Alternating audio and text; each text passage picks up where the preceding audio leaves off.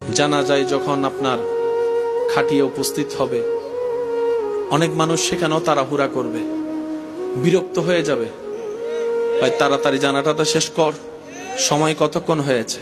আপনি বলে ফেলছেন খুব সহজে, কিন্তু সেই মৃত ব্যক্তির সন্তানগুলা যখন কথাগুলা শুনে ছুরির মতো আঘাত লাগে এখানে। কারণ সন্তান চায় বাবাকে আরেকটা মিনিট যদি রাখা যায়, আরেকটা মিনিট যদি কবর না দিয়ে রাখা যায়। পৃথিবী এত ব্যস্ত, 2টা মিনিট সময় দিবে না।